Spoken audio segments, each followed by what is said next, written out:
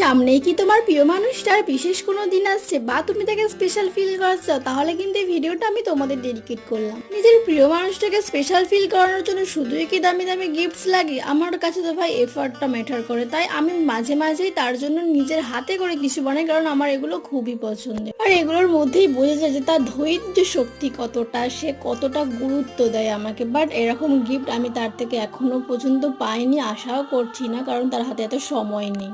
But তাতে আমার কিছু যায় আসে না, কারণ আমি আছি কি করতে। আমি তাকে দিলে সে যে খুশিটা হবে তাতেই আমার খুশি। তো এটা আমি বানিয়েছিলাম তার বার্থডে উপলক্ষে। আর এটা বানানোর জন্য আমি কি কি ব্যবহার করেছি তোমরা ভিডিওতেই সবটা দেখতে পেলে, তাও একবার মুখে বলে দিই। তার জন্য ব্যবহার করেছিলাম আমি সাদা আর্ট পেপার, আর কিছু রঙিন কার্টিজ পেপার, আর ক্যামেলের একটা রেড কালার। ব্যাস তৈরি হয়ে গেল একটা হ্যান্ডমেড কার্ড। তো এই কার্ডটা তোমাদের কেমন লাগলো অবশ্যই জানিও। তোমরাও কিন্তু তোমাদের প্রিয় মানুষটাকে এরকম একটা গিফট করতে পারো। আর এরকম আরো ভিডিও পেতে হলে আমার চ্যানেলটা সাবস্ক্রাইব করে রেখো।